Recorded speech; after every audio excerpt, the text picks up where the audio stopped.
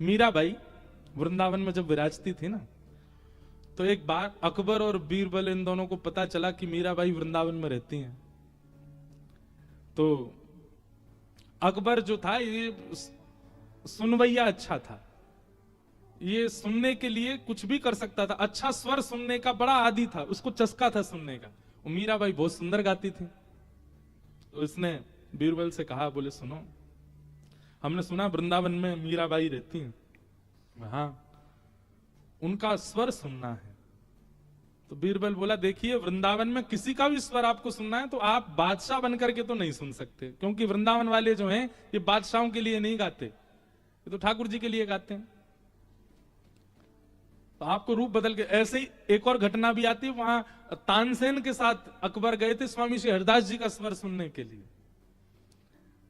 तो वहां तो ऐसा हो गया था कि तानसेन ने कहा कि देखिए हमारे स्वामी श्री हरदास जी महाराज जी सबके सामने नहीं गाते, ये केवल ठाकुर जी के आगे गाते हैं, उनका स्वर सुनना है तो आपको मेरा सेवक बन के चलना पड़ेगा।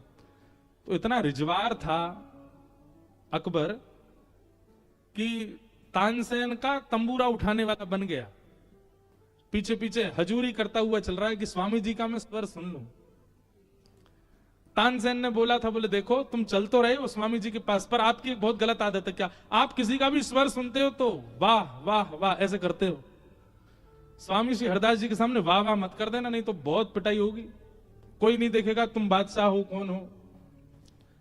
अकबर बोला, नहीं नहीं मैं वाह वाह नहीं करूंगा। और अकबर बिल्कुल दीन हिंसा बनकर के, बिल्कुल सेवक बनकर के तानसेन के गए। निधिवन राज में विराजे थे, हाथ में लिए वीणा, हाथ में श्री स्वामी हरदास जी महाराज ठाकुर जी को कुछ सुना रहे थे। इतने में बीरबल ने आकर के, तानसेन ने आकर के जैसे प्रणाम किया, स्वामी श्री हरदास जी ने उसको देखा, पीछे देखा तंबूरा पकड़े कोई खड़ा है। स्वामी जी ने इशारा किया, गाओ तानसेन कुछ गाओ। तो तानसेन गाने लगे। एक तानसेन का बहुत अच्छा पद है, पर आपको समझ नहीं आएगा इसलिए नहीं सुनाऊंगा, पर सुनाऊंगा थोड़ा, एक आध शब्द तो कहूंगा, नाम आया तो एक तानसेन का भी पद सुनाएंगे। तो तानसेन से कहा कुछ सुनाओ, तो तानसेन गाने लगा। गाते गाते गाते पीछे से अकबर ने नोचा, बोले तुम्हारा नहीं गुरुदेव का सुनना है, कुछ करो इनसे गब्बाओ। तानसेन बोला, ये ऐसे तो गाएंगे नहीं, मैं कुछ गड़बड़ी करूंगा तुम मेरे को सुधारने के लिए गाएंगे, और जैसे ही मुझे सुधारने को गाएंगे तो ये अकबर सुन लेगा। तो तानसेन गाते गाते गाते गाते उन्होंने कुछ गड़बड़ी की गाने में, जैसे ही गड़बड़ी की स्वामी जी ने तुरंत देखा, भाई क्या कर रहे हो ये गुरुदेव, थोड़ा आगे वाला भाव आ नहीं रहा, आप बता देंगे। स्वामी जी मंद मंद मुस्काए, बोले सीधे बोलो हमारा स्वर सुनना चाहते हो। बोले जी गुरुदेव यही बात है। बोले क्योंकि मैं जानता हूं कि तुम इस राग में बहुत निपुण हो, गलती कर नहीं सकते, ये जानबूझ के कर रहे हो। और स्वामी जी ने जैसे ही स्वर छेड़ा, आहा, आकाश में सूर्य चंद्र एक साथ प्रकट हो गए। एक तरफ वर्षा ऋतु आने लगी, एक तरफ शिशिर ऋतु, एक तरफ ग्रीष्म ऋतु। जितने पृथ्वी के कण थे सब कण झंकृत होने लगे, लता पत्र गुल्म सब पुष्पित, सब पल्लवित, सब फलित होने लगे। और महाराज ऐसा स्वर लहरी प्रकट हुई कि आपस में सारे वृक्ष एक दूसरे से लिपटने लगे, कुंजें प्रकट होने लगी, यमुना जी स्तब्ध हो गई, कोयल पक्षी सब बिल्कुल स्थिर होकर के स्वामी जी का स्वर सुनने लगे। ऐसा स्वर स्वामी श्री हरदास जी का। बादशाह अकबर का मुंह खुला रह गया, आंख खुली रह गई, वो तो स्तब्ध हो गया स्वर सुन करके। और जब गायन करते करते करते करते स्वामी श्री हरदास जी महाराज ने जैसे ही अपना गायन पूर्ण किया, पूर्ण होते ही सब यथावत समान हो गया। और जैसे ही समान हुआ, बादशाह अकबर को होश आया, होश आती बोला वाह वाह वाह। उसकी वाहवाही सुनते ही स्वामी श्री हरदास जी महाराज को क्रोध, कौन है ये वाहवाही कर रहा है, ये कौन है, ये जरूर कोई बादशाह है, ये तुम्हारा कोई तंबूरा उठाने वाला नहीं, सत्य बताओ कौन है, नहीं तो इसको अभी देख लूंगा मैं। तुरंत तानसेन ने कहा, बोले तुरंत चरणों में गिर जाओ, नाक रगड़ो गुरुदेव के सामने। वाह भाई क्यों करी तुमने, क्यों? क्योंकि वृंदावन में रहने वाले किसी व्यक्ति विशेष को रिझाने को नहीं गाते, जी को रिझाने के लिए गाते हैं। वो व्यक्ति विशेष उस पर प्रशंसा कर दे, वो उनको स्वीकार नहीं।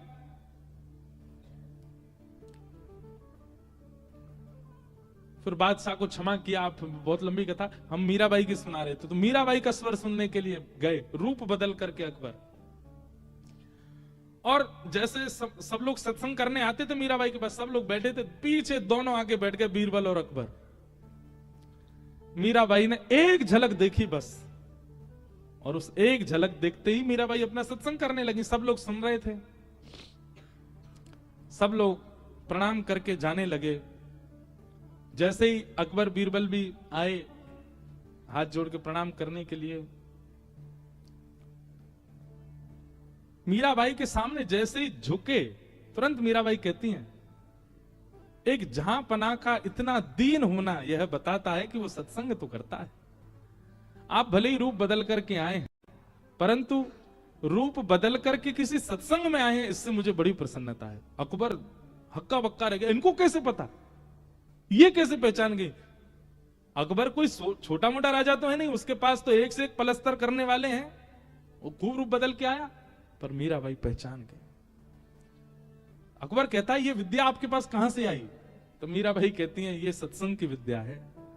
सत्संग ऐसी दृष्टि प्रदान करता है कि सामने वाला व्यक्ति कौन है, किस प्रकार का है, क्या खाता है, कैसी जगह बैठता है, कैसी जगह उठता है, ये सब अनुभव उसके केवल एक बार नेत्र देखने मात्र से हो जाता है। ये सत्संग का प्रभाव। आपके बैठने की अदब से पता चल रहा था कि आप जहां पना हैं, आप सत्संगी नहीं है। सत्संगी ऐसे नहीं बैठता जैसे आप बैठे थे। तो नेत्रम, वक्त्रम और विकारेण, इन तीनों से पता चल जाता है व्यक्ति कितना साम्यवर्ती हो सकता है, कितना समीप लाने योग्य है। इसलिए जिनका ये प्रश्न है, उनसे हमारी प्रार्थना, सत्संग बढ़ाइए, परखने की भावना से नहीं, केवल सत्संग कीजिए। जैसे ही सत्संग आपके चित्त में आने लगेगा, आपको लगने लगेगा, जैसे घी लगता है शरीर को तो मोटापा बढ़ता है, मीठा लगता है तो शुगर बढ़ती है, ऐसे ही दवाई लगती है तो बुखार उतरता है। ऐसे सत्संग लगेगा, सत्संग आपके चित्त में जाने लगेगा तो आप नेत्रों से परखिया भाव में आ जाओ, परखने लग जाओगे फिर। और दो प्रकार का परखना होता है, एक तो होता है सबको परख करके उनके प्रति हीन भावना रखना, पर सत्संगी परखिया कैसा होता है, वो परख भी लेगा और हीन भावना भी नहीं रखेगा। वो पहचान जाएगा कि व्यसनी है, पर व्यसनी को देख करके भी उसके चित्त में हीन भावना नहीं आएगी। संसारी व्यक्ति जो परखने वाला होता है, वो देख, अच्छा ये तो बहुत पीता है, इससे संबंध नहीं रखना, ऐसा हो जाए। पर सत्संगी ऐसा नहीं होता, वो परखने के बाद भी त्याग नहीं करेगा, हाँ अति सामीप्य में भी नहीं लाएगा। तो जिनका ये प्रश्न था, बहुत अच्छा प्रश्न, ऐसे प्रश्न होने चाहिए कि सुनना, बोलने वाला, सुनने वाला और सबको समाधान मिले। सूत जी महाराज मंच पर बैठे और सौनकादि ऋषियों ने कहा कि मानव कल्याण कैसे होगा, कृपा करके हमें बताइए। और सूत जी महाराज यहीं से भागवत जी का प्रवचन करना प्रारंभ करते हैं। सब भाव बताते हुए आपने भागवत जी का निर्माण कैसे हुआ यह कथा सुनाई। इदं भागवतम नाम पुराणम ब्रह्म संहितम उत्तम श्लोक चरितम चकार भगवान ऋषि। बहुत ध्यान से सुनिए, जिन कथा को आप सुन रहे हैं भागवत जी को, इनका निर्माण कैसे हुआ। वेद व्यास जी ने भागवत जी का निर्माण किया। अधिकतर हमारे हिंदू वैदिक सनातन धर्म के जितने भी पुराण हैं, सबके रचयिता कौन है? वेद व्यास। वेदों के रचयिता कौन है? वेद व्यास। वेद व्यास जी ने ही वेद, पुराण, महाभारत इन सबको लिखा है। अब प्रश्न आता है, इतना सब कुछ क्यों लिख दिया? अन्य पंथ मजहबों में जाओ तो वहां एक ही ग्रंथ है, हमारे हिंदू वैदिक सनातन धर्म इतने सारे। कई बार तो मेरा इतना सिर घूम जाता है, 7 दिन कथा सुनने के बाद जैसे ही मैं कथा करके, तो एक व्यक्ति बोला, महाराज जी आपकी भगवत गीता प्रवचन बहुत अच्छे लगे, हमने 7 दिन रोज सुने।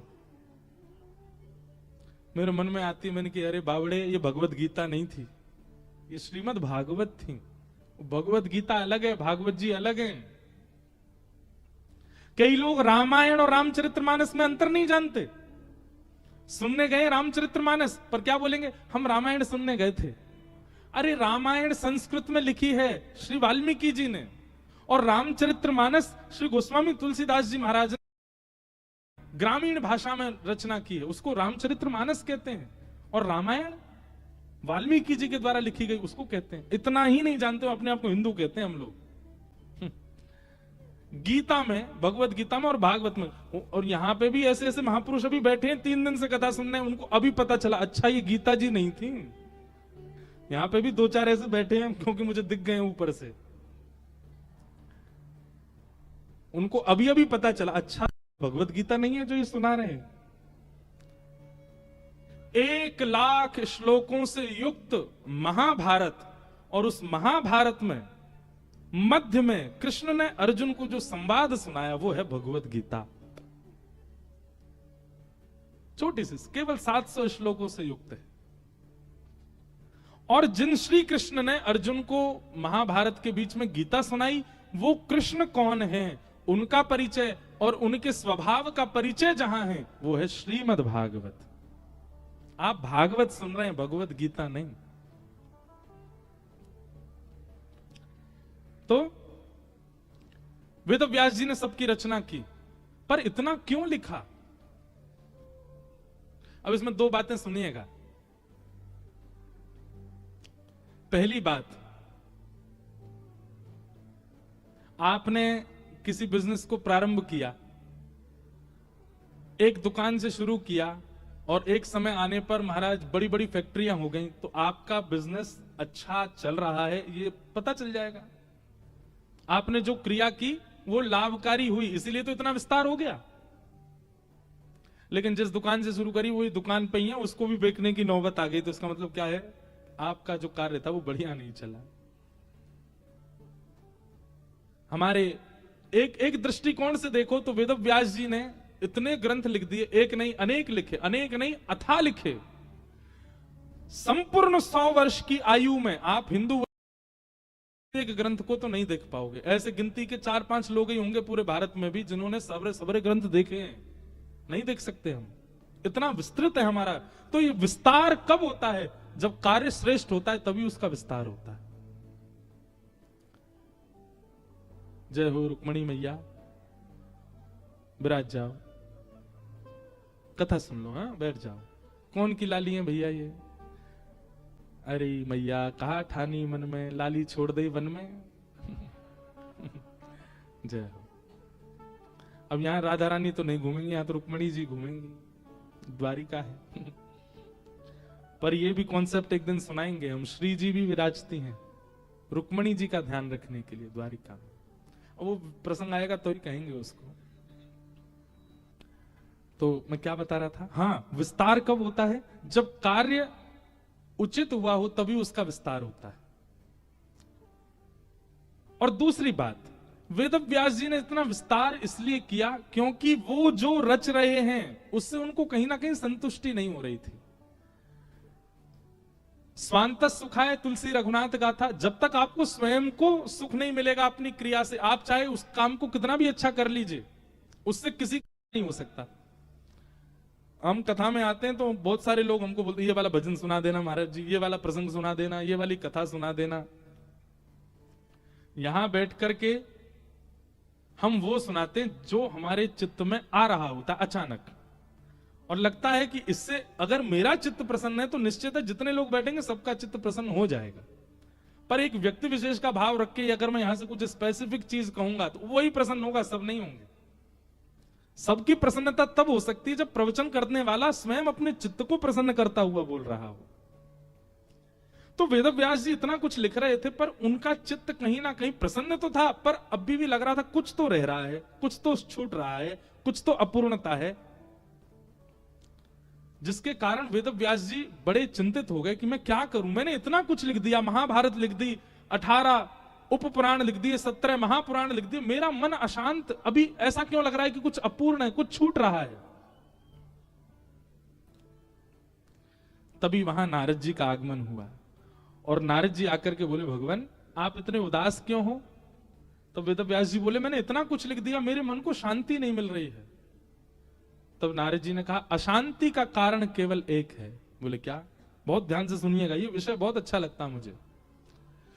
यहां जितने भी जॉब करने वाले बैठे हैं या जितने भी घर संभालने वाले बैठे हैं, सब ध्यान से सुनना। आप अपना पूरा पूरा दे रहे हो, फिर भी मन अशांत है, कारण क्या है? कारण यहां नारद जी बता रहे हैं।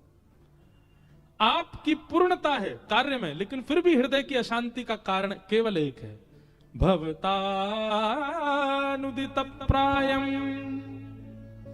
यशो भगवतो मलम ये नैवासौ न तुष्येत मन्ये तद्दर्शनम खिलम। नारद जी कह रहे हैं, व्यक्ति सब कुछ अर्पित करने के बाद भी अशांत क्यों है? बहुत ध्यान से सुनना, गंभीर बात है। उसने धर्म आचरण किया है, उसने अर्थ आचरण किया है, उसने काम आचरण किया है, उसने मोक्ष आचरण किया है। ये चतुर्विध पुरुषार्थ है, धर्म अर्थ काम और मोक्ष। आपने सब कुछ लगा दिया, लेकिन फिर भी आपका मन अशांत क्यों है? क्योंकि आपने धर्म अर्थ काम मोक्ष चारों का आश्रय लिया, प्रेम का आश्रय नहीं लिया। कहीं ना कहीं आपकी अशांति का कारण क्या है? आपके चित्त में प्रेम का अभाव। किसका अभाव? प्रेम का। चित्त में प्रेम नहीं है, इसलिए आपको आपकी हर क्रिया में अपूर्णता लगेगी। इसका एक उदाहरण दें, है तो बहुत सामान्य सा उदाहरण, पर शायद समझ आ जाए। होटल में भोजन करने जाओ, 8-10 हजार रुपए का बिल बना करके इतनी सारी सब्जी रोटी विविध विविध प्रकार की रोटियां खा के आओ। आपके चित्त को पूर्णता का अनुभव तो होगा, पर संतुष्टि का अनुभव नहीं होगा। पर वही घर में मां फूली फूली रोटी बनावे और हाथ की चटनी बना दे, बस और कुछ नहीं। चलो एक काम, एक और दाल बना दे बढ़िया वाली। केवल दाल चटनी और फूली फूली रोटी बढ़िया हाथ की बना करके आपको पवा दे, आपको संतुष्टि का भी अनुभव होगा और पूर्णता का भी अनुभव होगा। चित्त में एक अद्भुत शांति सी लगेगी। और विशेष रूप से यह अनुभव वो लोग कर पाते हैं जो बहुत बाहर, जैसे मैं, हम पूरी दुनिया में रहते हैं ना, इधर से उधर जाते रहते हैं। हमको तो बहुत याद आती है कि कब घर जाएं, कब माँ के हाथ से कुछ पाएं। वो सामान्य सी चटनी पूरी दुनिया के व्यंजनों के आगे फीकी सी लगती। क्यों? क्योंकि आपने होटल में जो बनाया, वहां व्यक्ति जिसने भोजन बनाया वो कर्म करता हुआ, वो बस सब्जी बना रहा है, उसमें मसाले डाल रहा है, उसमें नमक डाल रहा है, उसमें सब्जियां डाल रहा है, रोटी बना रहा है, दुनिया भर की बातें कर रहा है। उसमें मेहनत है, परिश्रम है, वस्तु है, सामग्री है, प्रेम नहीं है। पर घर में जो मां प्रसाद बना रही है, उसमें सामग्री भले ही ना हो, पर प्रेम है। मेरा बेटा आया बहुत दिन बाद, इसके लिए कुछ बनाया, तो वो एक रोटी भी ऐसी लगती है अमृत तुल्य। चलो होटल की भी बात छोड़ो, घर की भी बात छोड़ो, मंदिर का प्रसाद पाओ, एक दिन पाना जरूर, कोई व्यवस्था बने तो। हाँ, राजभोग ठाकुर जी श्री द्वारिकाधीश जी का राजभोग जरूर पाना। क्यों स्वाद आएगा उसमें? क्योंकि मंदिर की रसोई में बनाने वाले भी किसी व्यक्ति के लिए नहीं बना रहे हैं। वो किस भाव से बना रहे हैं? हमारे द्वारिकाधीश पाएंगे। मंदिर में कई सामग्रियों का प्रयोग नहीं होता, जैसे कई मंदिरों में टमाटर का प्रयोग नहीं होता, कई मंदिरों में बैगन का प्रयोग नहीं होता, कई मंदिरों में मूली का प्रयोग नहीं होता, गाजर लहसुन गार्लिक तो बनते ही नहीं। क्यों? मैंने एक बार यही हमारे द्वारिकाधीश मंदिर के पुजारी जी से पूछा कि मंदिर में कौन सी सामग्री प्रयोग होती है। उन्होंने एक उत्तर दिया, बस वही उत्तर ही पर्याप्त है। बोले जिसको पाने के बाद जो बर्ब्स आती है ना, जो हम लोगों को जो वायु पास होती है मुख से, वो दुर्गंध युक्त ना हो, ऐसी सामग्री ही ठाकुर जी को पवाई जाती। उसमें दुर्गंध, जिस वस्तु से दुर्गंध आ जाए या जिस वस्तु से एक गंध आवे, वो कोई भी सामग्री ठाकुर जी के प्रसाद में नहीं जाएगी। अब उन सामग्रियों का चयन करो जिसके बाद वायु जो मुख से आई है उसमें कोई गंध नहीं, वो ठाकुर जी को प्रसाद में जाती है, वो सामग्री जाती है। तो ये सामग्रियों का चयन क्यों किया गया? ठाकुर जी के सुख के लिए किया गया। इसलिए प्रसाद अमृत तुल्य हो जाता है। अरे कहां तक कहें, पुजारी जी ने दिया, वो अगर हाथ से गिर भी गया ना मंदिर परिसर में, तो व्यक्ति वहां पे संकोच नहीं करता, उठा के तुरंत पा लेता है। आज सुबह ही हुआ, हमको माखन मिश्री बांट रहे थे, तो किसी को दिया, एक बूंद नीचे गिर गया, उन्होंने तुरंत लिया, पा लिया। और यही कहीं और गिर जाए, आदमी नहीं पाता। क्यों? क्योंकि वो प्रेम युक्त सामग्री वहां पर बनी गई है, ठाकुर जी के लिए बनी गई है, किसी व्यक्ति विशेष के टेस्ट बर्ड्स को सुख देने के लिए नहीं है, उसकी जिह्वा को प्रसन्न करने। तो सामग्री का चयन किस भाव से किया गया, उससे वह सामग्री शुद्ध हो जाती है, शुद्ध हो जाती है। अभी हमने इतनी बड़ी बात समझाई, मूल बात ये, नारद जी वेद व्यास जी से कह रहे हैं, बोले व्यास जी आपने जितने भी ग्रंथ लिखे हैं, सब ग्रंथों का लक्ष्य क्या है? धर्म, अर्थ, काम और मोक्ष की प्राप्ति। धर्म की प्राप्ति, अर्थ की प्राप्ति, कामनाओं की पूर्णता की प्राप्ति और अंततोगत्वा मोक्ष की प्राप्ति। आपने केवल इन 4 बातों के लिए सब कुछ लिखा है, प्रेम की प्राप्ति के लिए कुछ नहीं लिखा है, इसलिए आपका चित्त अशांत है। आपने प्रेम को केंद्र बिंदु बना करके कुछ नहीं लिखा, इसलिए आपका चित्त अशांत है। प्रेम को प्रधान मान करके आप कुछ लिखिए, आपका चित्त अशांत नहीं होगा।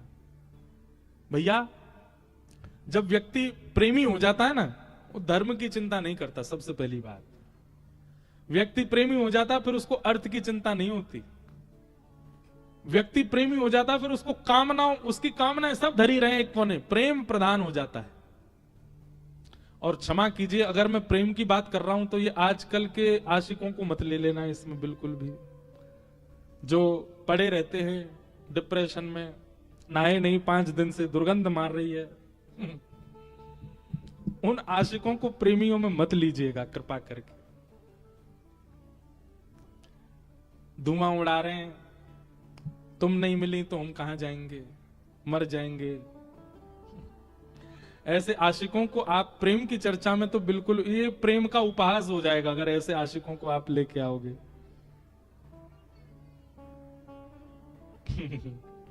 मेरे को बातें तो बहुत आ रही हैं पर मैं नहीं कहूंगा, लोग बाग काट काट के दुनिया में फिर उसको डाल देते हैं। मिले हो तुम हमको बड़े नसीबों से, ये ऐसे आजकल के आशिक बोलते हैं। भाई प्रेम तो मीराबाई का देखो, देखो इनके रूप देखो, देखते ही शुद्धता का अनुभव हो जाता है। वो प्रेमी कैसा, जिस प्रेमी को देख करके भी मन में विचलनता आ रही हो, असहजता हो रही हो, वो प्रेम थोड़ी है। प्रेम तो वो कि उसका रूप देख करके जिसने देखा वह भी पवित्र हो गया, वो प्रेम है।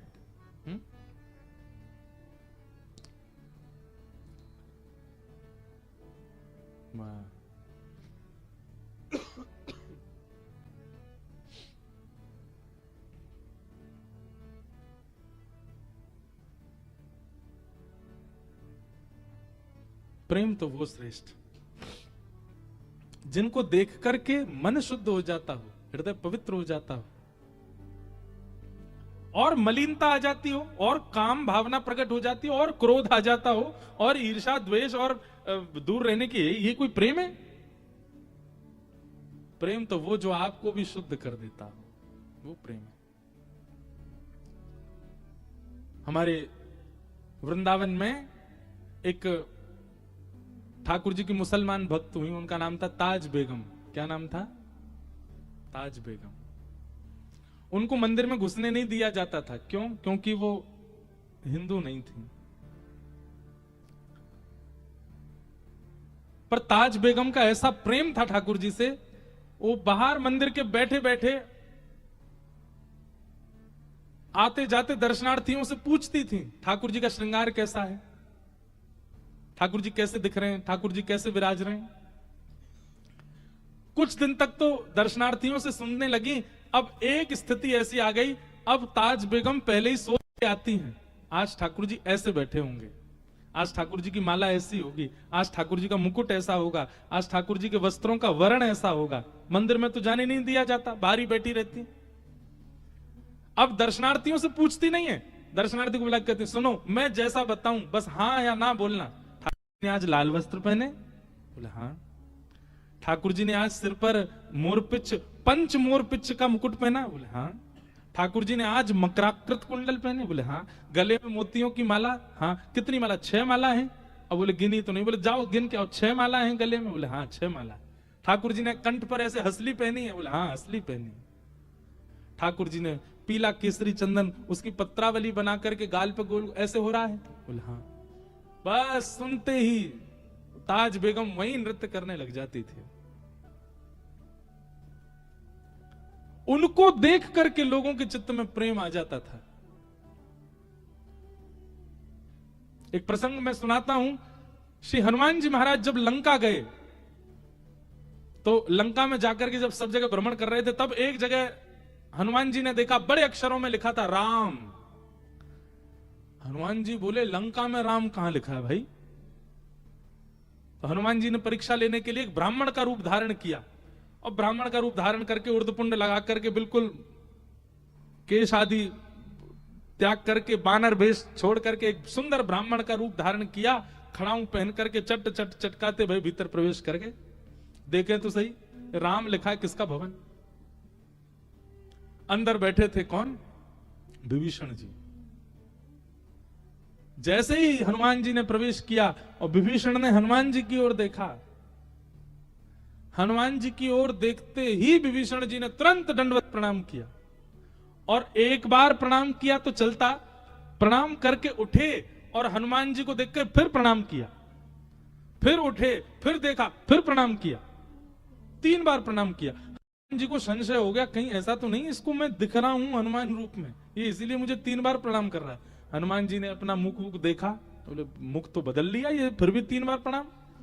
पास में एक झरना वो फुब्बारा जैसा था उसमें झांक करके अपना मुख देखा तो हनुमान जी का रूप तो बदला ही हुआ है, फिर ये मुझे इतना प्रणाम क्यों कर रहे हैं? हनुमान जी ने पूछा भैया हमारा आपका कोई पुराना संबंध है क्या? आप हमसे पहले कभी मिले हो क्या? आप हमको इतनी बार प्रणाम क्यों कर रहे हो? विभीषण जी बोले मैं आपसे कभी नहीं मिला, मैं तो पहली बार देखा आपको, तो फिर वो 3-3 बार क्यों प्रणाम कर रहे हो भाई? विभीषण जी बोले मैं नहीं जानता आप कौन है, आपका नाम क्या है, आप कहां से आए, कौन है क्या है, मैं कुछ नहीं पता, पर पता नहीं क्यों आपने जब से मेरे भवन में प्रवेश किया है तब से मुझे राम जी पहले से ज्यादा प्यारे लग रहे हैं।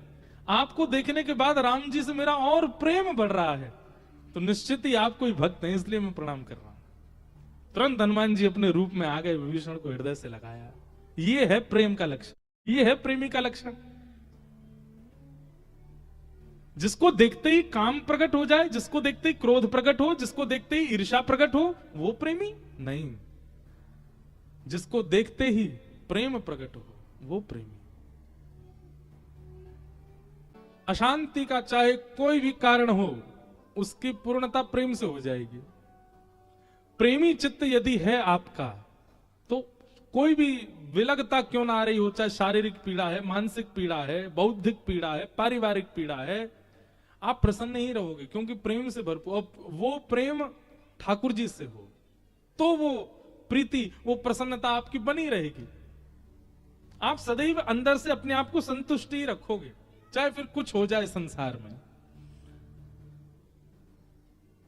व्यक्ति विशेष संसार में किसी से प्रेम हो जाए तो आपको संसारी दुविधाएं लगेंगी, लेकिन भगवत प्रीति यदि चित्त में है तो संसारी व्यवस्थाओं से आपका कुछ बिगड़ने वाला नहीं, आप प्रसन्न ही रहोगे।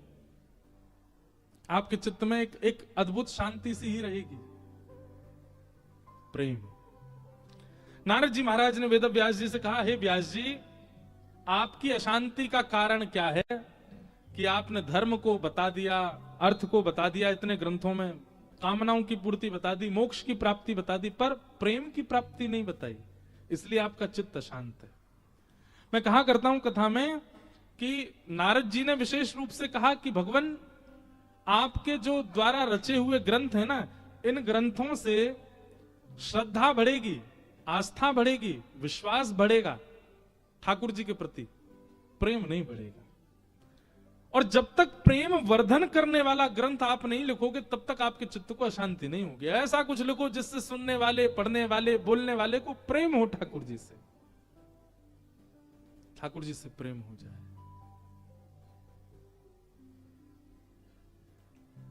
वेद व्यास जी महाराज ने तब कहा कि प्रेम की प्राप्ति, प्रेम वर्धन का भाव चित्त में हो, उसके लिए मुझे कैसा भाव लिखना पड़ेगा? बोले ठाकुर जी के ऐश्वर्य नहीं, ठाकुर जी के गुणों का वर्णन करो, ठाकुर जी के स्वभाव का वर्णन करो, तो स्वभाव सुनकर के प्रेम अपने आप हो जाएगा। अब जिससे ब्याह होना है, लड़का का आपने सारे गुण बता दिए, बहुत धनवान है, उस पर ये वाली गाड़ी है, इतना कमाता है, कद इतना बड़ा है, कॉम्प्लेक्शन ऐसा है, ऐसे हंसता है, ऐसे चलता है, सब बता दिया आपने, गुण तो बहुत सारे बता दिए। कन्या ने ब्याह भी कर लिया, 2 साल बाद बेचारी रो रही थी, क्यों? सब कुछ था, स्वभाव तो बताया नहीं आपने, उसका स्वभाव कैसा है? स्वभाव तो बिल्कुल उल्टा था, बाकी सारे गुण तो थे, स्वभाव तो था ही नहीं। तो यही बात नारद जी ने कही, बोले आपने जितने भी ग्रंथ लिखे सब में भगवान का गुण लिखा है, स्वभाव नहीं लिखा। अब ऐसे ग्रंथ की रचना करो जहां ठाकुर जी का स्वभाव हो। ठाकुर जी का स्वभाव कैसा है? कितने वर्णन करें ठाकुर जी के स्वभाव का, एक से एक स्वभाव है ठाकुर जी के।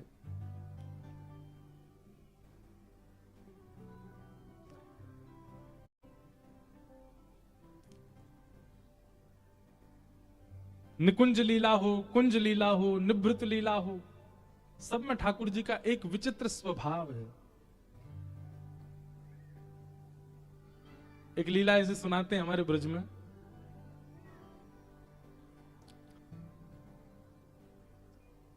ठाकुर जी जब वृंदावन आए गोकुल से, तो भगवान की बड़ी मैया आई। बड़ी मैया किसको कहते हैं? ताई जी को। हमारे ब्रज में आज भी ताई जी, ताऊ जी, चाचा चाची कम बोलते हैं। हमारे ब्रज में आज भी बोलते हैं छोटी मम्मी छोटे पापा, या छोटी माँ छोटे पिताजी, बड़ी माँ बड़े पिताजी, ये ताऊ जी कई घरों में आज भी बोलते हैं ऐसा। तो ठाकुर जी यशोदा मैया गोद में बैठे, इतने में ही बूढ़ी सी एक मैया आई। ठाकुर जी बोले, मैया जो कौन है, धाम धुल्ला सी चली आ रही है। मैया बोली, ऐसे ना बोलो, धाम धुल्ला समझते हैं? धाम धुल्ला समझते हैं? कई ऐसी माताएं होती है ना, उनसे चला भी नहीं जाता, इतनी तगड़ी होती हैं, वो ऐसे ऐसे करके चलती हैं, कोई बैठी हो तो बुरा नहीं मानना, मतलब अपने वजन के कारण उनसे चला नहीं जाता, उनको 2 लोग ऐसे करके चलते हैं, इसको कहते हैं धाम धुल्ला सी। ठाकुर जी बोले, मैया देख कैसी धाम धुल्ला सी चली आ रही है। मैया बोली, लाला ऐसे मत बोले कर, तेरी बड़ी मम्मी है, तेरी बड़ी मैया है जी, चल जल्दी तो उतर जा, चरणन में प्रणाम कर ले बड़ी मैया के। मैया ने ठाकुर जी को उतारा। अब मैया तो गई, मैया जाके प्रणाम करने लगी, चरण छूने लगी। लाला तो कही, लाला चल प्रणाम कर। सो ठाकुर जी ऐसे टेढ़ी सी नजर करके देखे उनकी ओर। मैया बोली, क्यों प्रणाम ना कर रहे हो? ठाकुर जी बोले, नीचे आ मैया पहले। मैया नीचे आई और कान में कहूंगा। मैया ने कान आगे के बोले, बता क्या बात है? बोले, या प्रणाम करवे तो मुझे कहां मिलेगो, पहले बता। यशोदा मैया बोली, नेक सो इतनो स्वार्थी है, बिना कछु मिले तो प्रणाम नहीं करेगो। अब मैया दूध पी के घी खाए के मैंने अपना शरीर बनायो, अब झुकना पड़ेगा, घुटने पे बैठना पड़ेगा, हाथ आगे करने पड़ेंगे, सिर झुकाना पड़ेगा, इतना श्रम करूंगा, कितना घी खर्च है जाएगा भीतर से, बाकी बदले कछु तो मिलना चाहिए मुझको। मैया बोली, लाला तू बहुत विचित्र है। मैया जल्दी बता मुझे कहां मिलेगा। अब इतनी जिद करने लगे, सो मैया ने धीमे से कह दी, लाला तू पीछे पड़ो रे मेरे, ब्याह करा दे, ब्याह करा दे। जी बड़ी मैया है, या के संपर्क में खूब सारी छोरी हैं, इन्हें प्रणाम करेगा तो तेरे काजे तेरी जैसी कोई छोरी ले आवेंगे, ब्याह करा देंगे तेरो। और कितने ठाकुर 3.5 वर्ष के, केवल कितने, यही द्वारिकाधीश भीतर बैठे या राजा धीराज बन के। 3.5 वर्ष के जाके मैया तो कह रहे, मैया क्यों प्रणाम को? मैया बोली, तेरो ब्याह है जाएगा, कर ले प्रणाम। बड़ी मैया ने नहीं सुनी बात ठाकुर जी और यशोदा जी के बीच में, जैसे ही सुनी ब्याह है जाएगा, इन्हें प्रणाम करवे थे। ठाकुर जी ने चरण नहीं छुए, दंडवत वही थे, हाथ लंबे कर महाराज। और दंडवत ऐसे, दंडवती परिक्रमा देखी गिरिराज जी में, दंडवती परिक्रमा लगा में, जहां हाथ जाए फिर वहां से फिर लेटे। ठाकुर जी दूर से दंडवती करते हुए आ रहे हैं। अरे मेरी बड़ी मैया आई, बड़े दिना में आई। मैया बोली अरे लाला इतना श्रम मत कर। ना ना मैया तू आगे मत आइयो, मैं ही खड़ी रह, मैं आ रहा हूं तेरे पास। दंडवत करते हुए ठाकुर जी जा रहे हैं। मैया के तो नेत्रन में आंसू आ गए। अरे यशोदा तेरो लाला कितनो प्रेमी, अरे मेरो लाला। जैसे ही ठाकुर जी चरणन में गए, अपने कोमल कोमल हाथों से जैसे ही मैया के चरण छुए, ऐसा प्रेम उमड़ पड़ा नेत्रों में अविरल। तुरंत ठाकुर जी उठा के गोद में ले लिए। अरे मेरो लाला ऐसा प्रणाम करे, मेरे लाला को जल्दी से ब्याह जाए। और जैसे ही कही मैया ने ब्याह जाए, ठाकुर जी तो महाराज अंक में भर गए मैया के। भैया तू इतने दिन आते कहां ही, इतना विलंब क्यों किए थे आवे में। अब तो स्थिति ये हो गई, ठाकुर जी गोद से उतरते ही नहीं है। मैया की, वो बड़ी मैया की गोद में ही लगे रहे। रात में सोवे को समय भयो, मैया गई लाला चल सोवे को समय है, क्यों चल मैं बड़ी मैया के पास ही सोऊंगा, मुझको तो इनमें ही सुख मिल रहा है। मैया बोली लाला कैसो है। पता चल गई ब्याह करावे वारी है तो वह छोड़े ही नहीं दे रहे हैं। ऐसे एक भाव है, कभी ठाकुर जी की प्रेम लक्षणा भक्ति प्राप्त करनी हो, ठाकुर जी को लोभ दो। कैसा लोभ? कोई भोजन का लोभ दो। ठाकुर जी अगर आप मेरे घर पधारोगे मैं ऐसा ऐसा भोजन बना के पवाऊंगी। ठाकुर जी मेरे यहां पधारोगे तो ऐसा ऐसा श्रृंगार करूंगी। लेकिन होनी चाहिए वो शुद्ध भावना। हमारी बात सुन के मत बोल देना या ठाकुर जी देखो ठाकुर जी हमने बहुत सुंदर एक श्री जी को स्वरूप सिद्ध करवाया है, आप हमारे घर पधारोगे तो हम तो ब्याह करा दूंगी। कहा पता इन लोभन में ही ठाकुर जी आके आपके घर आ जाएं, आप पर कृपा कर दें। कितने भक्तन के तो ऐसे चरित्र लोभ दे के ठाकुर जी को प्राप्त किया। और ये लोभ, अब ये सब प्रेम की बातें हैं, ये सब ज्ञान की चर्चा नहीं है, वैराग्य की चर्चा नहीं है, ये सब विरक्ति की, ये सब प्रेम की चर्चा है। नारद जी कह रहे हैं बोले ये सब लिखो, ऐसे स्वभाव का वर्णन करो ठाकुर जी के कि उनकी लीला सुन के उनसे प्रेम हो जाए। एक दिन ठाकुर जी यशोदा मैया की गोद में बैठे, सबरी गोपी आ गई, सब गोपी घेर करके बैठी हैं। बीच में यशोदा मैया लाल जी को लेके बैठी हैं। सब गोपी पूछ रहे मैया अपने लाला के गुण बताओ, लाला के गुण बताओ। मैया बोली कहां बताऊं, बोल वो सीख गयो, चल वो सीख गयो, तब ते तो यानी मेरी नाक में दम ही कर दियो है। सब गोपी बोली ऐसा कहा करे तुम्हारो लाला। बोले मेरे पीछे पड़ो रे, काय को यो के मेरो ब्याह करा दो। अब बताओ या को कौन ते ब्याह कराऊं। गोपी बोली लाला तू नेक सो तो है, कैसे ब्याह करेगा। बोले तो नेक सी सीते कर लूंगा ब्याह, कौन सी बड़ी बात है। और मैं तो मैया तो कह रखी है इतनी बड़ी बहू लिया कि जेब में धर के गई अचरा बिजाया करूं, जब मन करे सो जेब से निकाल ले करूं बाहर। हमारे लाल जी का ब्याह होने वाला अगले वर्ष, इसलिए हमको ब्याह की चर्चा बहुत याद आ रही है। देखो कैसी अद्भुत, इस बार जो नाथ द्वारा आए थे ना उन्होंने क्या प्राप्त किया ये वही जानते, और जो नाथ द्वारा नहीं आए थे उन्होंने क्या चूक गए वो किस चीज से, ये भी वही जाने। पहले दिन से ही चर्चा चल रही थी कि अगले साल ठाकुर जी का उत्सव या तो गोवर्धन में होगा या वृंदावन में होगा या बरसाने में होगा। और हमारे लाल जी के उत्सव का नियम है अंतिम दिन ठाकुर जी के आगे 4 पर्ची डाली जाती हैं, उनमें से जिस स्थान की पर्ची आती है अगला उत्सव वहीं होता है। तो मैंने ऐसा भाव रखा था कि अगर बरसाने की पर्ची आई तो ठाकुर जी का ब्याह करेंगे, और गोवर्धन और वृंदावन की आई तो फिर जन्म उत्सव ही मनेगा ठाकुर जी का। पहले दिन आते ही महाराज ब्याह की ऐसी चर्चा छिड़ी। अब सब लोग बरसाने का नाम सुन के सब चिल्ला में बोले बरसाने ही आना चाहिए, यहाँ ठाकुर जी को ब्याह हो। अब मुझे ये चिंता होगी मैंने बरसाना नहीं आया तो सबका मुख उदास हो जाए, इतना उत्सव सब पे पानी फिर जाएगा।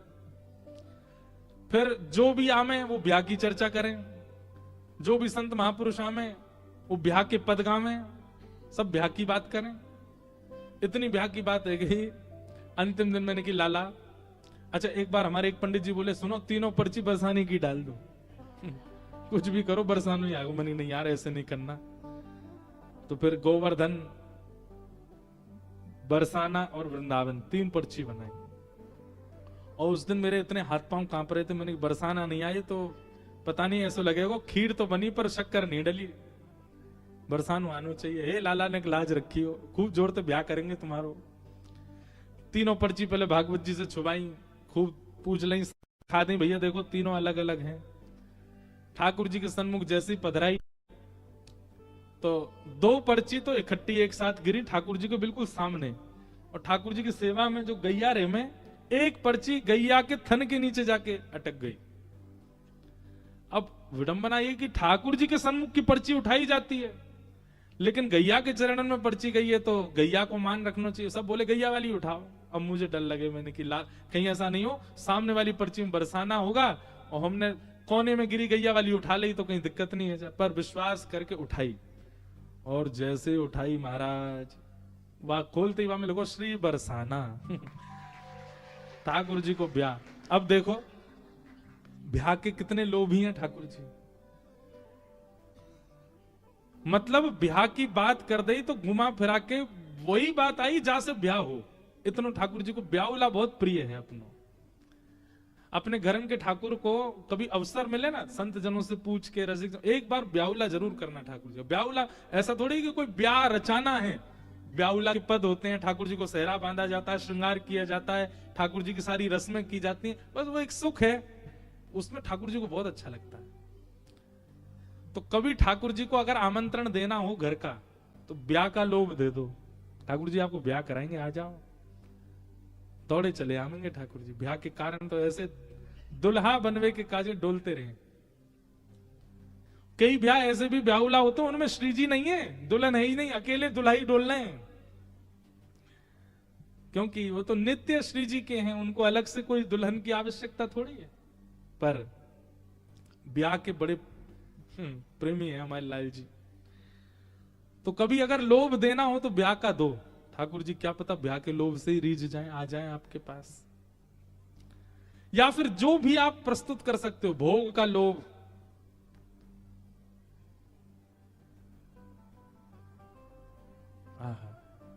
गोपी के पास गए, वाको घूंघट ऊपर कियो, मैया ऊपर कियो, मैया मैं तो सांवरा हूं, जे तो कारी है बिल्कुल, यातना करूंगा ब्याह। क्यों? रात में दिया बुझवावे पे मैं दिख तो जाऊं, ये तो गायब ही रह जाएगी, अमावस्या पे तो लालटेन लेके ढूंढनी पड़ेगी, मैया यातना करो ब्याह। अब ठाकुर जी की ये लीला देख करके सब हंस रहे हैं, सबके प्रेम बढ़ रहा है। तभी दूर एक बैठी है गोपी, वो गोपी की उम्र 100 वर्ष से भी ऊपर, उसके एक भी दांत नहीं है, और बेचारी पोपली, हमारे यहां बिना दांत वाले क्या बोलते हैं, पोपला पोपली सी गोपी, वयो वृद्ध, झुर्रियां पड़ गई हैं, बूढ़ी वृद्ध हो गई है।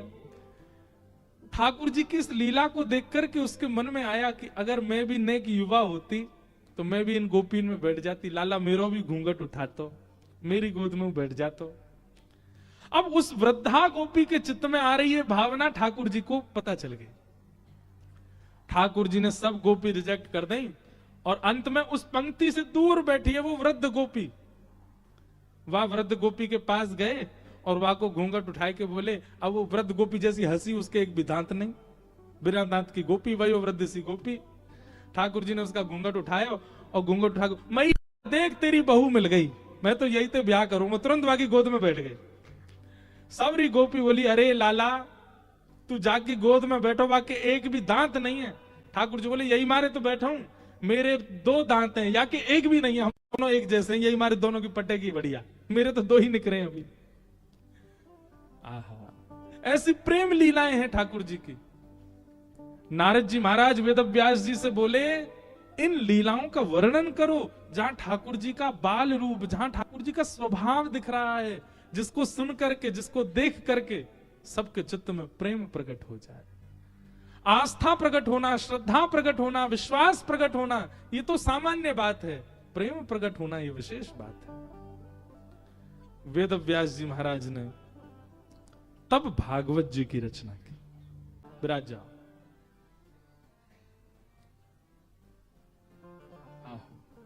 ऐसे हमारे लाल जी हैं।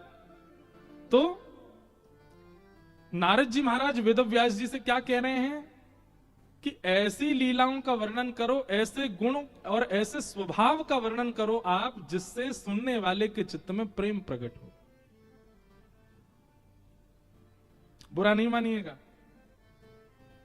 द्वारिकाधीश जी की द्वारिका लीला सुनकर के आपके चित्त में आस्था बढ़ेगी, आपके चित्त में भाव बढ़ेगा, आपके चित्त में श्रद्धा बढ़ेगी, पर प्रेम तो ब्रज लीला से ही बढ़ेगा। प्रेम के लिए तो आपको ब्रज के लाला को ही देखना पड़ेगा, वही प्रेम प्रकट करेंगे। और उसी के लिए यहां आज्ञा दे रहे हैं, भवता अनुदित प्रायम यशो भगवतो मलम ये नहीं वासौ न तुष्येत मन्ये तद दर्शनम खिलम। ठाकुर जी के स्वभाव का वर्णन करो।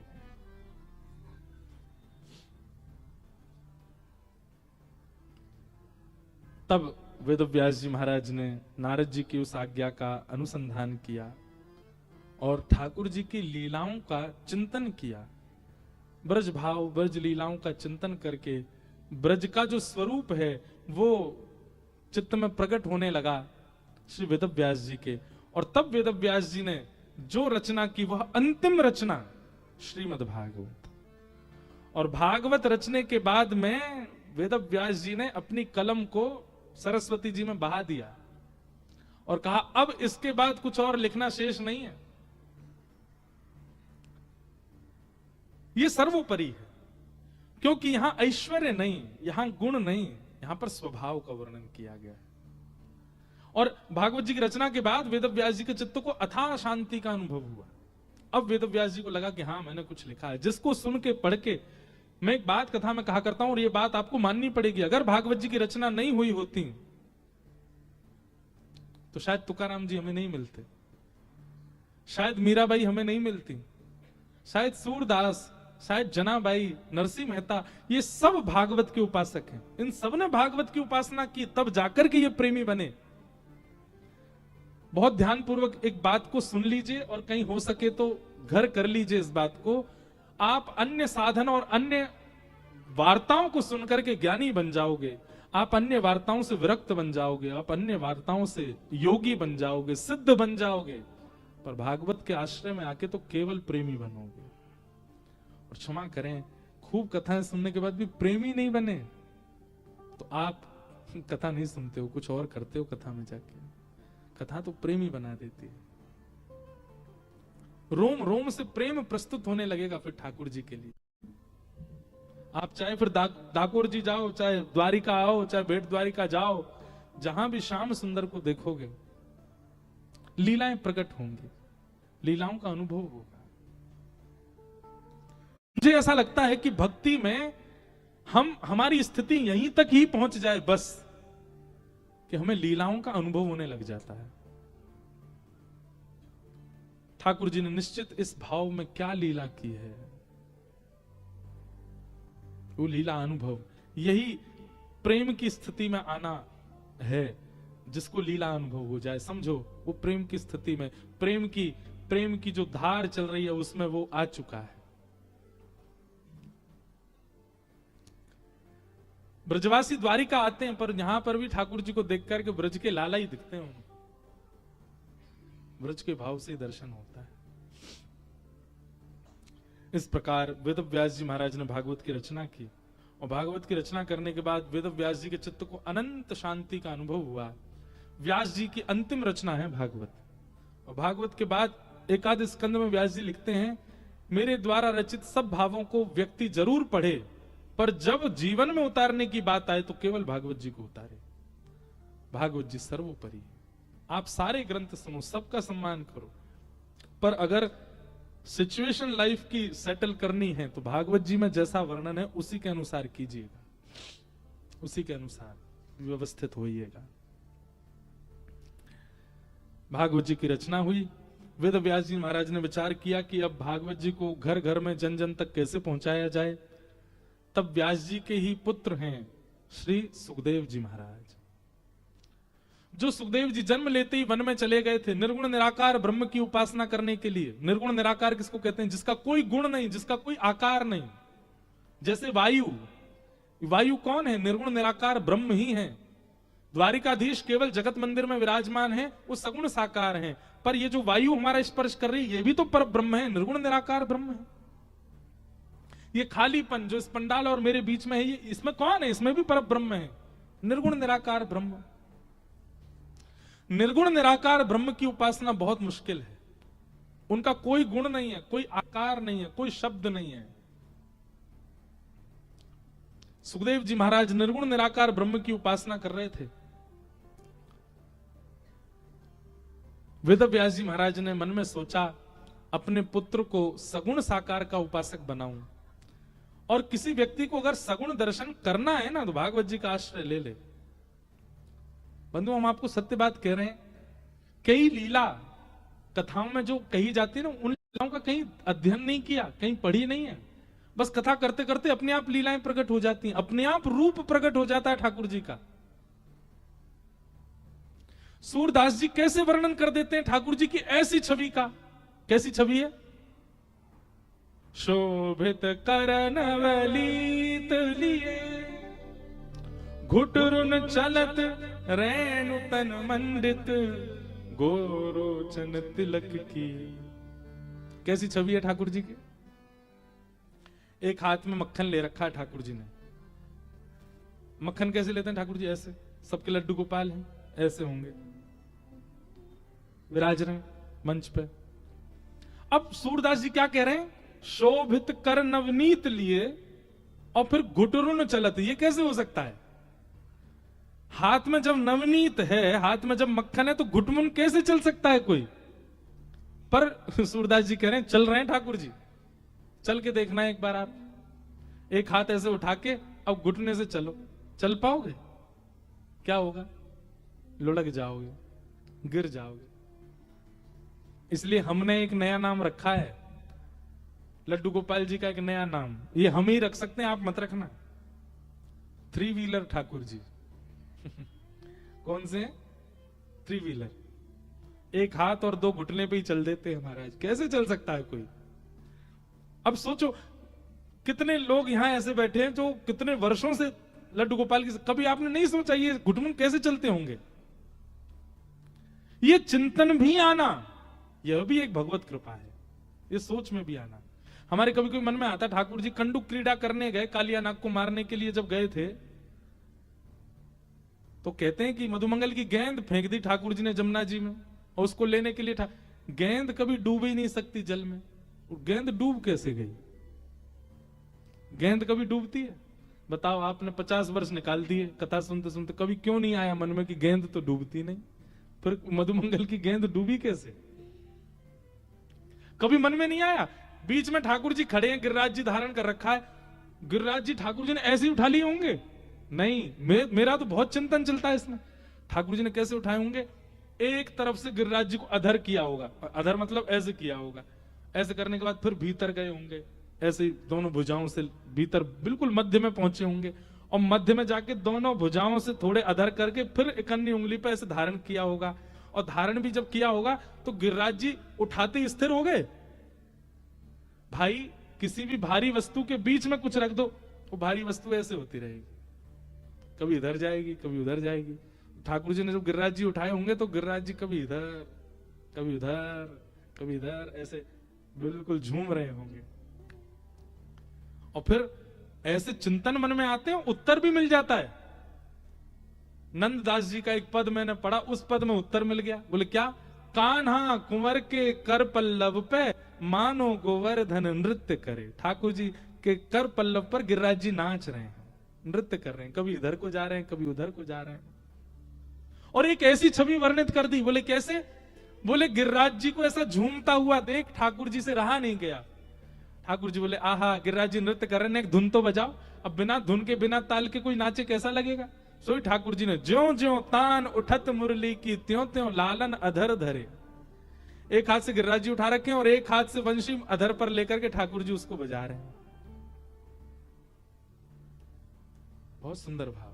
ये भावों का उद्दीपन होना, लीलाओं का अपने आप चिंतन होना, ये भगवत कृपा है, ये सत्संग की कृपा है। हमने जब द्वारिकाधीश जी को शीतकाल में देखा ना, पहले दिन जैसी मैं आयो, जैसी दर्शन की, मुझे बड़ी जोर की हंसी आई। मैं लाला कोरे नाटकबाज हो, सर्दी तो वृंदावन में पड़ रही हो, यहां ऐसी रजाई ओढ़ के बैठे जैसे कितना जाड़ो पड़ रहा हो। और सिगड़ी और सेकते हैं, सामने सिगड़ी भी पधराई जाती है, मोजा भी पहनते हैं। बताओ, द्वारिका में कोई सर्दी पड़ती है? सर्दी तो हमारे ब्रज में पड़ती है। यहाँ देखो ऐसे बिल्कुल सवेरे इतना मुख ही दिख रहा है, बस इतने ढक के बैठे जैसे कितना जाड़ो पड़ रहा है। ये सब भावों का उद्दीपन ये सत्संग से होता है। आपको केवल ठाकुर जी की प्रतिमा दिख गई, मंदिर दिख गया, प्रसाद लिया, चलते बने, ये दर्शन है? जब जब गए कुछ अनुभव करके आए।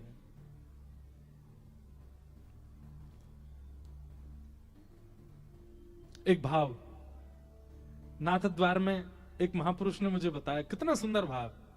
बोले जाड़ेन में ठाकुर जी को बहुत बढ़िया लगे। मैंने क्यों?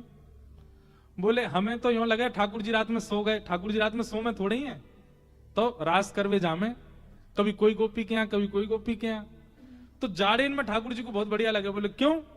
गर्मीन में ठाकुर जी जामे तो ठाकुर जी के पैरन के चिन्ह दिख जाए सुबह, और सब गोपी ने पता चल जाए रात में कहां गए, और सबरी गोपी व गोपी के यहाँ पहुंचा। अच्छा तो कल तेने का जो खिचड़ी बनाई होगी तभी तेरे यहाँ आए। अब वो गोपी बेचारी शर्म की मारी डोले, लाल जी मेरे यहाँ आए।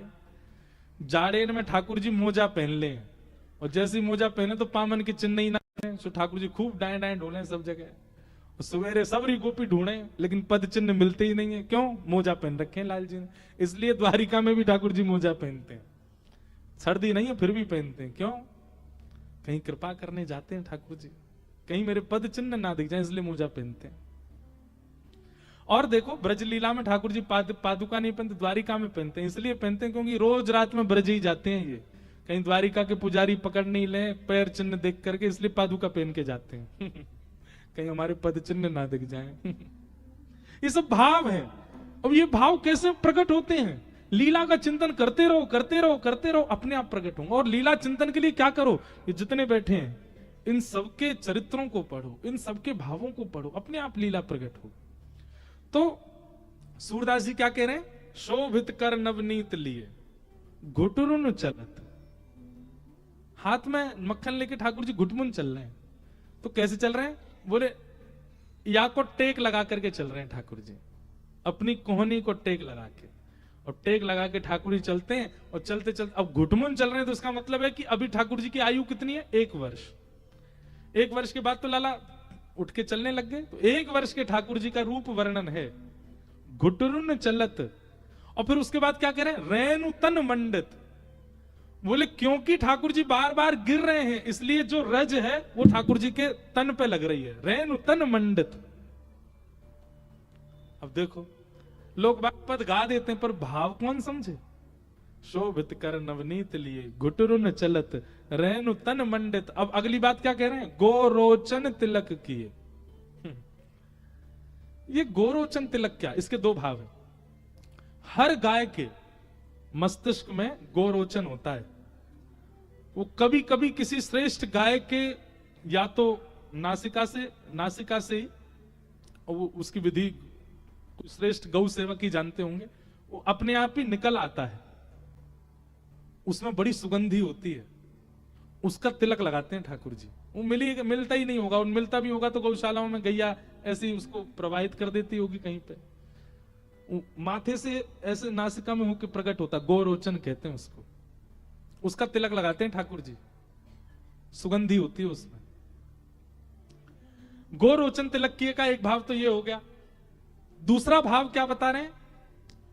बोले ठाकुर जी जैसे ही हाथ में मक्खन लेकर के घुटमुन चल रहे, घुटमुन चलते ही ठाकुर जी को रज लग गई, तो रज को देख करके ठाकुर जी देखे घुटमुन चल लो लाला, लाला बैठ जा वहीं पे, ये घुटमुन ना है ये तो 2 व्हीलर ही है बैठ जाओ, ले खड़ो। देखो क्या बता रहा था मैं? गोरोचन। हाँ सुनो सुनो, बहुत सुंदर स्वरूप है। तो ठाकुर जी के जैसी रज लगी, सो ठाकुर जी बोले रज लग गई पूरे अंग पे, अब कहा करूं। इतने में ठाकुर जी ने मैया को देखो, और मैया को दर्शन करते मैया में कहा अनुभव भयो कि मैया ने अपने श्री मुख पे भिन्न भिन्न प्रकार के बिंदु प्रकट किए हैं। लाल बिंदी, सफेद बिंदी, लाल बिंदी, ऐसे पत्रावली बना रखी है यशोदा मैया ने। सो ठाकुर जी ने जैसे ही यशोदा मैया की पत्रावली देखी, पत्रावली देख करके श्री ठाकुर जी मन में विचार करने लगे, मैं भी ऐसा श्रृंगार करूं। सो मैया को श्रृंगार देख के ठाकुर जी क्या कर रहे हैं? 1 बिंदी मक्खन की लगा में, और दूसरी बिंदी गौशाला में पड़े हुए गोबर की लगा लें, फिर एक मक्खन की बिंदी लगा में, फिर एक गोबर की बिंदी लगा में, फिर एक मक्खन की बिंदी। ऐसे ठाकुर जी पत्रावली बना रहे हैं, गोरोचन तिलक किए। हाँ, शोभित कर नवनीत लिए, घूटरुन चलत रेणु तन मंडित, गोरोचन तिलक किए, शोभित कर नवनीत लिए, शोभित कर नवनीत लिए, घुटरुन चलत रेणु तन मंडित, गोरोचन तिलक किए। अच्छा, इस छवि का वर्णन भी कोई नेत्र वाला व्यक्ति नहीं कर रहा है, वो कर रहे हैं जिनके नेत्र ही नहीं है। सूरदास जो देख ही नहीं सकते ठाकुर जी को, जो संसार ही नहीं देख पाए आज तक, वो इस छवि का वर्णन कर रहे हैं। ये कैसे कर रहे हैं? भागवत जी की कृपा। सूरदास जी पर भागवत जी की कृपा है, मीराबाई पर भागवत जी की कृपा है, तुकाराम जी पर भागवत जी की कृपा है, तभी ऐसे रूप का वर्णन कर लेते हैं। हमारे मराठी में गाते हैं, सुंदर ते ध्यान उभे विटेवरी, सुंदर ते ध्यान उभे विटेवरी, सुंदर ते ध्यान। हमारे अभंग में कहते हैं कि ठाकुर जी आप वीट पर खड़े हो, ईंट पे खड़े हैं, और आपका ध्यान इतना सुंदर है, आपका स्मरण इतना सुंदर है, आप वास्तव में कितने सुंदर होंगे। हम आप सब केवल एक चर्चा मात्र कर रहे हैं। इस समय आप अगर अपनी सेल्फी लो तो आपका सबसे सुंदर चित्र आएगा शायद। क्यों? इस समय आप हंस नहीं रहे हो, प्रसन्नता नहीं है, मुस्कान नहीं, पर ये 3 घंटे से जो चर्चा सुन रहे हैं ना, इससे जो मुखमंडल की आभा बन चुकी है, ये आभा आपकी कभी नहीं बन सकती। जिन ठाकुर जी की चर्चा से आभा इतनी सुंदर हो जाती है, वो ठाकुर जी प्रत्यक्ष किसी दिन सामने आ जाएं तो क्या स्थिति हो हमारी। करे कटावरी, ठाकुर जी ऐसे खड़े, पंडरीनाथ श्री विठ्ठल भगवान, करे कटावरी थे बुनिया, सुंदर ते ध्यान उभे बिटेवरी। किसी ने तुकाराम जी से पूछा, ठाकुर जी कमर पे हाथ धर के क्यों खड़े हैं? तो तुकाराम जी बोलते हैं, बोले भैया, जैसे घर का बालक कभी ऊधम करे और उसके ऊधम को देख करके उसके पिता नाराज हो जाएं और उसको मारने आवे या कुछ उस पर गुस्सा करने आवे, माँ क्या करती है? बालक को पीछे खड़ा करके स्वयं आगे आ जाती है, उसको कुछ कहने से पहले हमसे मिलो, उसको कुछ नहीं कहोगे। बोले ठीक वैसे ही हम संसार में ना जाने हमने क्या क्या किया है, उसके बाद जब कर्म रूपी आर्थ हमारे जीवन में आता है और उसी समय हम पंडरीनाथ को प्रणाम कर लेते हैं, तो पंडरीनाथ जी हमको पीछे करते हैं और आगे खड़े हो जाते हैं। बोले यहाँ पे आंच आवे से पहले हमसे मिलो, इसलिए ठाकुर जी ऐसे खड़े। तुकाराम जी का भाव। नामदेव जी का भाव क्या? नामदेव जी से किसी ने कहा ठाकुर जी ऐसे क्यों खड़े हैं? तो श्री नामदेव जी कहते हैं, ठाकुर जी कह रहे हैं जो भक्ति मार्ग में है, जो भक्ति मार्ग पर चल रहा है, वो चिंता ना करे। बाकी सब संसार के लोगों के लिए संसार रूपी सागर बहुत गहरा है, पर जो भक्ति मार्ग में चल रहे हैं, चिंता मत करो, आपके लिए इतना ही है, बस इतना है कि पार कर लो। जैसे नदी में कभी नहाने जाओ तो कई लोगों को डर होता है, हम पहले नहीं उतरेंगे, ए भाई तू उतर पहले, तो वो उतर के अंदर बताता है इतना इतना जल है। तो श्री ठाकुर जी पंडरीनाथ विठ्ठल भगवान ऐसे क्यों खड़े हैं? बोले सामने आया व्यक्ति पंढरपुर दर्शन करने आया, तो इसका मतलब क्या है कि वो भक्ति मार्ग का अनुगामी करने वाला है, अनुगमन करने वाला है। तो भक्ति मार्ग में जो आ चुके हैं उनके लिए मानो पंडरीनाथ भगवान कह रहे हैं, तुम चिंता मत करो, बाकी के लिए संसार बहुत गहरा है, संसार सागर बहुत गहरा है, पर जो मेरे सामने खड़ा उसके लिए इतना ही है, वो चिंता ना करे, पार कर लेगा उसको। ऐसे ऐसे भाव ये कैसे प्रकट होते हैं? सत्संग से, एक सज्जन व्यक्ति के संग से। ये प्रवचनों से, भावों से। तो ऐसे भाव प्रकट हुए हैं।